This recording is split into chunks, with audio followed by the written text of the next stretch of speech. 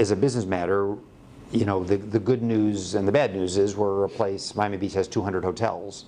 Now, many of them are not, in our competitive set. They're not trying to compete with us. They're smaller, they're less luxurious, they're lower end, they're focused on a different kind of traveler. But clearly there's a lot of competition here. I would say also that we're working on this image thing hard.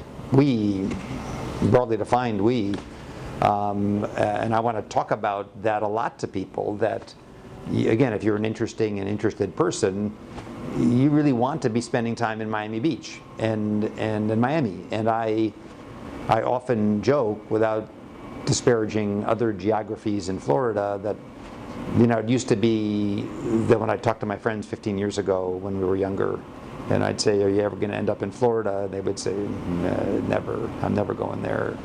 And then 10 years ago, well, maybe I'm going, but I'm going to Palm Beach or Jupiter. By the way, lovely places, and some still go there. But what I'm struck by is how many people I know of great sophistication are choosing Miami Beach. And I mean, one of the reasons that we hang out here so much is, one of the things we joke about, but it's true, is that everyone we talk to is either just been here or about to go here, and if we want to socialize with somebody, we know that there's likely to be somebody here, and not just friends who live here now, but people who are passing through down for the weekend.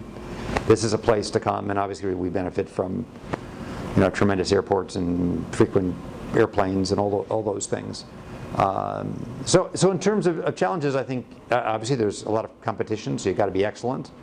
I think we're still working on the brand as a destination, and I mean, that's the great news in a way. We're just really barely halfway there in terms of the brand, as being, again, one of the great cultural centers of the world. Those are the things that I would highlight. I mean, we have, obviously we live in a place that has hurricanes occasionally, and Miami was very blessed to dodge the most serious one recently, while other areas were really adversely affected. But frankly, if you watch the news today, it's hard to find a place in the world where there aren't some challenges of an environmental or societal nature that say, gee, I'm going to go there because it's perfect and I don't have to worry about anything. But I would say, frankly, one of the most rewarding aspects of what we do is exposing new artists to Miami Beach and Miami. Actually, I've just spent the last couple of days with one of our artists who's going to be exhibiting at Art Basel this year with us. Really, really talented artist named Gerard Moset. It was Gerard's French by background, Casablanca by birth, lives in New York, had never been to Miami Beach.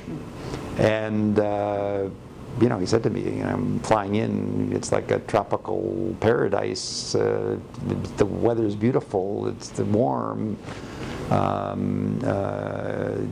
I rattled off places that he should try and get to, at least for a minute while he's here, I know he got to the Bass because he was really interested in an exhibit that was at the Bass. I said, the Bass Museum, it's a 5-minute walk from here.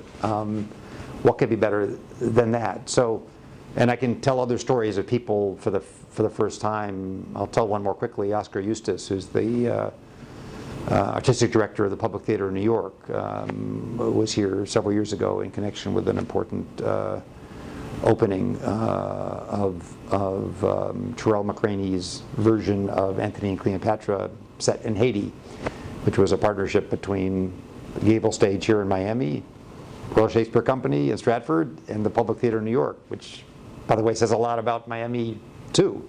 It was a Miami-initiated project that these two other great theater companies partnered with, and I was fortunate to have a drink with Oscar at the bar, and one of the most important theatrical figures in America, period. But had never been here before, and first was struck because we had poetry books in the bookshelves of his room, and I got my chance to pitch Miami Beach in Miami, and and then go that night as the opening occurred, and you had these two great artistic directors from Stratford and New York here in Miami to see this opening that they partnered with. That kind of exposure, which I think obviously we have plenty of, but on the other hand we're just getting started on, is I think one of the great upsides for Miami Beach and Miami.